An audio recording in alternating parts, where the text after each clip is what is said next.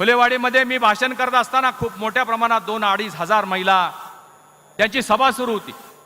या सभेमध्ये मी बोलत असताना महिलांनीच खालून प्रतिसाद दिला आणि महिला मला सांगत होत्या की साहेब काही महिला काँग्रेसच्या रॅलीला जात आहेत, जे आपल्या लाभ घेत आहेत त्यांचे फोटो काढा। मी बोलायच्या ओघात मी बोलून गेलो की हा अशा कोण महिला जात असतील तर त्यांचे फोटो काढा।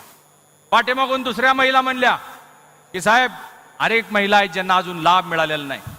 मी सांगितले की ठीक आहे, असे काय असतील तर त्यांचे नावं घ्या, त्यांचे व्यवस्था आपण करू, असं मी त्या ठिकाणी वक्तव्य केलं। परंतु त्याचा विपर्यास करण्याचा प्रयत्न केला। राज्यभर तिने माझ्या विरोधात रान उठवण्याचा प्रयत्न केला। 1 मिनिटामध्ये मी माझ्या लक्षात आल्यावर मी तिथं दिलगिरी व्यक्त केली। परंतु राजघराण्याच्या सुनेचा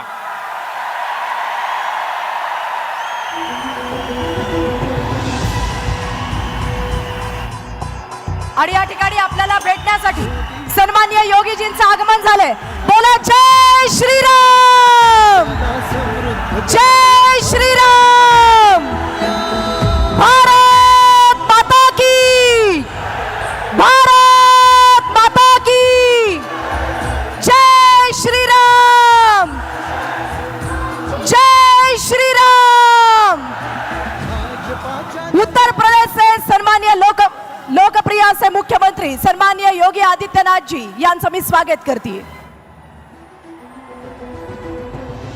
1 मिनिटामध्ये मी दिलगिरी व्यक्त केली। परंतु राजघराण्याच्या एका सुनेच्या बाबतीत अश्लील आणि अश्लाघ्य भाषण करणाऱ्या बंटी पाटलांनी राजघराण्याची माफी मागितली नाही।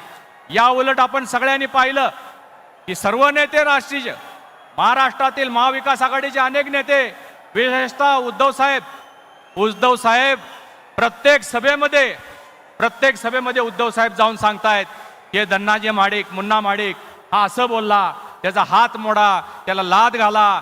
मला उद्धव साहेब तुमची माफी मागायची आहे, मला तुमचा अवमान करायचा नाही आहे। परंतु मुन्ना माडिकाचा भांग सुद्धा कोण विस्कटू शकेल असा माणूस या पृथ्वीवर जन्माला आलेला नाही।